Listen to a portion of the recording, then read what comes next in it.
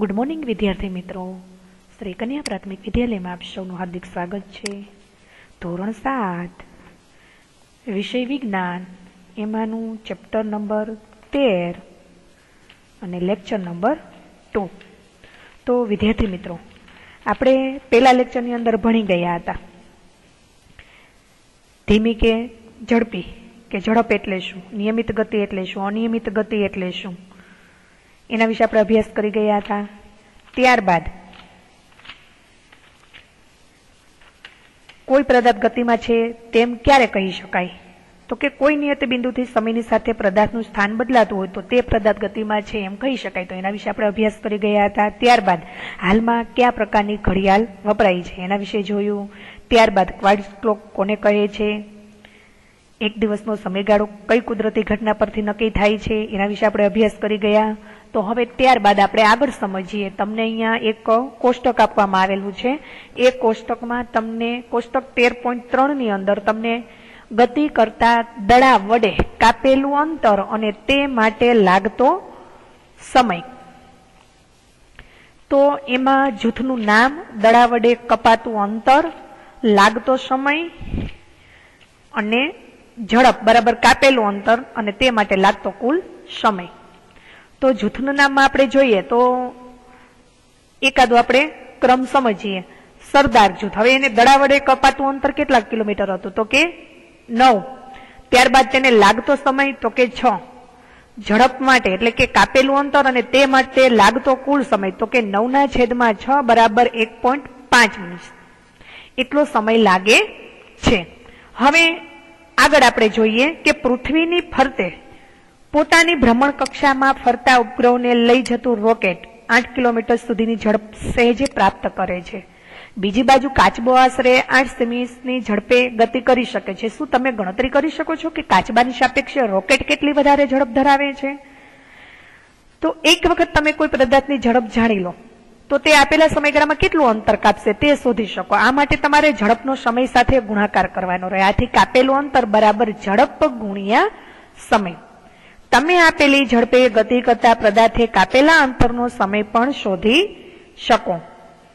હવે તમને સામે તમને કહ્યું છે કે લીધેલ સમય તો અંતરને છેદમાં ઝડપ.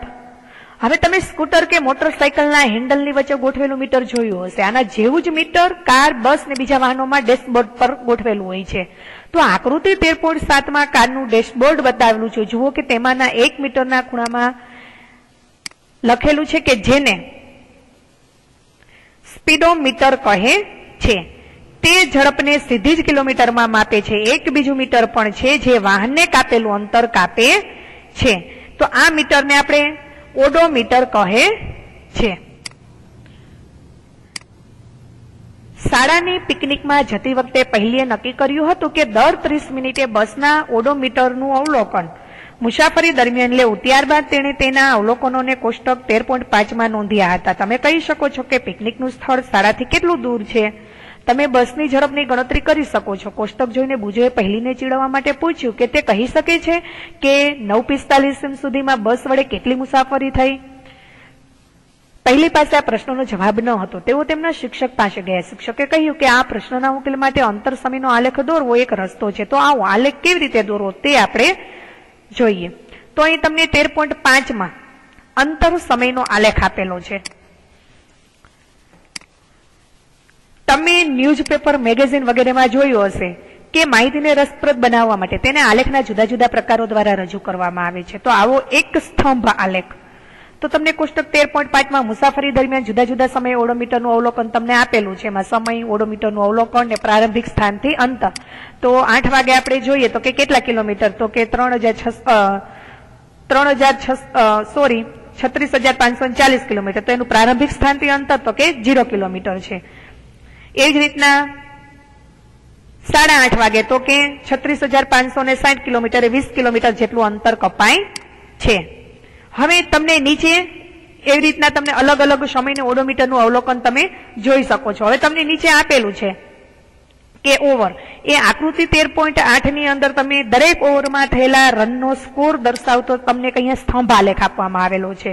એમાં તમને અહીં ઓવર આપેલું છે અને સાઈડમાં તમને રન આપેલા છે. તો આ ઓળખાતો આલેખ આકૃતિ 13.8 માં તમને બતાવ્યો છે. તો બીજો વર્તુળાકાર લેખ આકૃતિ 13.9 માં તમને આપેલો છે. તો આકૃતિ 13.10 માં આપેલો આલેખ એ રેખા આલેખનું એક ઉદાહરણ છે.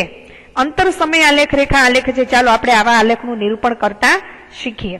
હવે તમને અહીંયા 13.9 માં હવામાં રહેલા જુદા જુદા ઘટકોને દર્શાવતો એક પાઈ ચાર્ટ એટલે કે વર્તુળાલેખ તમને આપેલો છે.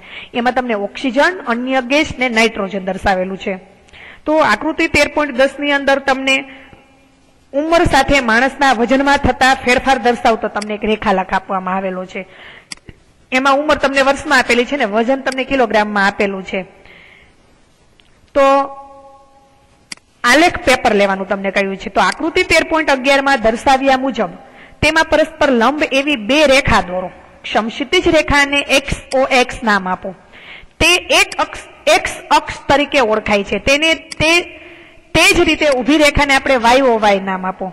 તે Y અક્ષ તરીકે ઓળખાય છે.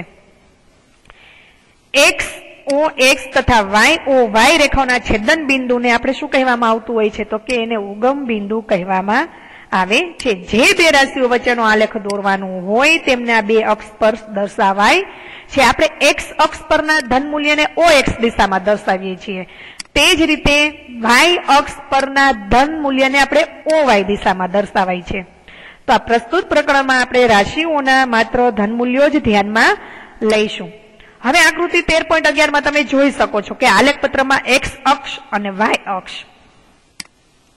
તો આપણે આકૃતિ 13.11 ના છાયાવાળા ભાગનો જ ઉપયોગ કરીશું. હવે બુજોને પહેલી કાર વડે કપાયેલું અંતર ને તે માટે લાગતા સમયને શોધી કાઢ્યો અને તેની માહિતી કોષ્ટક તમને 13.6 માં પણ તમે આપેલી છે, જે તમે કોષ્ટકમાં જોઈ શકો છો. તેનો સમય, તેનું અંતર ને કિલોમીટર. નીચે આપેલા ક્રમ મુજબ તમે આલેખ દોરી શકો છો. હવે તમને આકૃતિ 13.11 મુજબ પરસ્પર લંબ એવી બે રેખાઓ દોરીને તેમને OX તથા OY નામ આપો. X અક્ષ પર તથા Y અક્ષ પર કઈ રાશિઓ દર્શાવી છે તે નક્કી કરો. પ્રસ્તુત કિસ્સામાં આપણે સમયને X અક્ષ પર અને અંતરને Y અક્ષ પર દર્શાવીશું.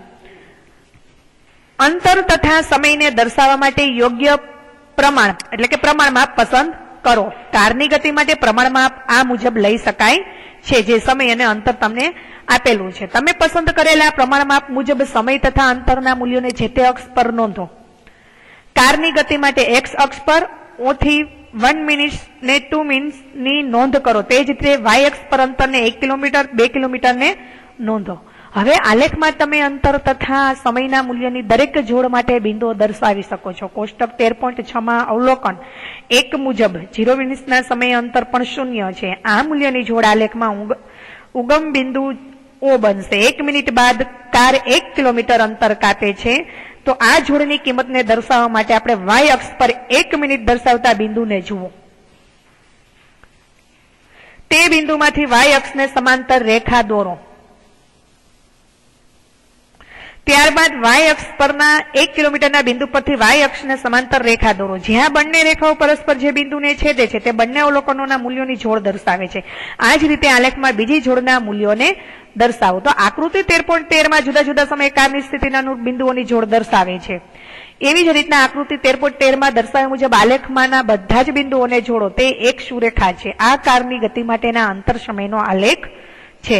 જો અંતર સમયનો આલેખ સુરેખા હોય તો તે દર્શાવે છે કે કાર અચળ ઝડપે ગતિ કરે છે. તો વિદ્યાર્થી મિત્રો, હવે તમે આકૃતિમાં જોઈ શકો છો 13.12 અને 13.13 ની આકૃતિમાં. તો 13.12 માં આલેખ પરનું તમને અંકન આપેલું છે. એમાં તમને સમય અને અંતર આપેલું છે. સમય મિનિટમાં આપેલો છે અને અંતર તમને કિલોમીટરમાં આપેલો છે. તો સમય 1 મિનિટમાં હોય તો તે પોતે કેટલું અંતર કાપી શકે છે? તો કે 1 કિલોમીટર જેટલું અંતર કાપી શકે છે. તેવી જ રીતના તમે આકૃતિ 13.13 માં તમે જોઈ શકો છો કે આલેખનું નિરૂપણ. તો એમાં પણ તમને સમય મિનિટમાં આપેલો છે અને અંતર કિલોમીટરમાં આપેલું છે. તો સમય 1 મિનિટનો હોય તો તે કેટલું અંતર કાપે છે? તો કે 1 કિલોમીટર. એવી રીતના 2 મિનિટમાં તો તે 2 કિલોમીટર જેટલું અંતર કાપે છે. તો કાર અચળ ઝડપે ગતિ કરે છે. જો કે પદાર્થની ઝડપ બદલાતી હોય તો આલેખની રેખા ગમે તે આકારની હોઈ શકે. સામાન્ય રીતે ઉપરના ઉદાહરણમાં આપેલ પ્રમાણમાપની જેમ પ્રમાણમાપની પસંદગી હંમેશા સરળ હોતી નથી. ઇચ્છિત રાશિઓને X અક્ષ પર Y અક્ષ પર રજૂ કરવા માટે આપણે જુદા જુદા પ્રમાણમાપની પસંદગી કરવી પડે છે. તો ચાલો આપણે આ વાતને એક ઉદાહરણ વડે સમજીએ. હવે તમને અહીંયા આકૃતિ આપેલી છે કે 13.14 માં કે બસ માટેનો અંતર સમય આલેખ. તો એમાં તમને નીચે સમય આપેલો છે અને સાઈડમાં અંતર કિલોમીટરમાં આપેલું છે. તો આપણે જોઈએ તો કે 9 વાગ્યાનો સમય હોય તો એ પોતે 8 વાગ્યાનો, 8:30 નો, 9, 9:30 ને 10 વાગ્યાનો સમય આપેલો છે તમને. તો એમાં 8 વાગ્યાનો જો સમય તમને આપેલો હોય તો એ કેટલું અંતર કાપે છે? તો કે તે પોતે 45 કિલોમીટર જેટલું પોતે અંતર કાપી શકે છે. તો ચાલો આપણે પહેલી અને તેના મિત્રોને પિકનિક લઈ જતી બસનું એક ઉદાહરણને આપણે ધ્યાનમાં લઈએ. કાપેલું અંતર અને તે માટે લાગતો સમય તમે કોષ્ટક 13.5 માં દર્શાવેલો છે. બસ વડે કપાતું કુલ અંતર 80 કિલોમીટર છે. જો આપણે 1 કિલોમીટર નું સ્કેલ માપ પસંદ કરીએ તો એક્સ અક્ષ પર 80 ની લંબાઈ દર્શાવવી પડે, જે કાગળ પર બતાવવું શક્ય નથી. બીજી બાજુ 10 કિલોમીટર બરાબર 1 cm નું સ્કેલ માપ લેતા વાય એક્સ અક્ષની લંબાઈ માત્ર 8 cm ની જ થાય છે, જે અનુકૂળ પણ છે અને આલેખ પત્રના ખૂબ જ નાના ભાગમાં સમાય છે. આલેખને દોરવા માટે સૌથી વધુ અનુકૂળ પ્રમાણમાં પસંદ કરવો જોઈએ, જે માટે કેટલાક મુદ્દા આપણે જોઈએ તો કે તે ધ્યાનમાં લેવા જરૂરી છે. તો પ્રત્યેક રાશિના મહત્તમ તથા ન્યૂનતમ મૂલ્ય વચ્ચેનો તફાવત, પ્રમાણ માપની એવી પસંદગી કે દરેક રાશિના વચગાળાના મૂલ્યોને આલેખમાં દર્શાવવા અનુકૂળ બને અને આલેખ પત્રના મહત્તમ ભાગનો ઉપયોગ આલેખ દોરવા માટે થાય. હવે તમે ધારો કે તમને 25 cm × 25 cm ના માપનો આલેખ પત્ર તમને આપવામાં આવ્યો છે. તો કોષ્ટક 13.5 ની માહિતીને ઉપરની શરત મુજબ રજૂ કરવા માટેનું પ્રમાણ માપ નીચે મુજબ હોઈ શકે. તો અંતર 5 કિલોમીટર બરાબર 1 cm ને સમય 6 મિનિટ બરાબર 1 cm. હવે તમે બસની ગતિ માટે અંતર સમયનો આલેખ દોરી શકો ને? શું તમારો આલેખ આકૃતિ 13.13 ની સાથે સામ્યતા ધરાવે છે? તો કોષ્ટકમાં દર્શાવેલી માહિતીની સરખામણીમાં અંતર સમયનો આલેખ ગતિ માટેની જુદી જુદી માહિતી પૂરી પાડે છે. ઉદાહરણ તરીકે કોષ્ટક 13.5 માં ચોક્કસ સમયગાળામાં બસ વડે કપાયેલ માત્ર અંતરથી જ માહિતી પૂરી પાડે છે, જ્યારે અંતર સમયના આલેખમાંથી આપણે કોઈ પણ સમયે બસ વડે કપાયેલું અંતર શોધી શકીએ છીએ. ધારો કે 8:15 ના સમયે બસ વડે મુસાફરી દરમિયાન કેટલું અંતર કાપ્યું તે આપણે જાણવું છે. તો આપણે એક્સ અક્ષ પર 8:15 ને અનુરૂપ બિંદુને નોંધીશું. ધારો કે આ બિંદુ જે છે એ છે, ત્યારબાદ આપણે એ બિંદુ પાસે એક્સ અક્ષને લંબ એક શું દોરીશું આપણે? તો કે એક રેખા દોરીશું. તો આકૃતિ 13.14 મુજબ આ લંબ રેખા આલેખને છેદે તે બિંદુને આપણે કયું નામ આપીશું? તો કે તે બિંદુને આપણે ટી નામ આપીશું. હવે બિંદુ ટી માંથી એક્સ અક્ષને સમાંતર રેખા દોરીશું જે વાય અક્ષને બી બિંદુમાં છેદે છે.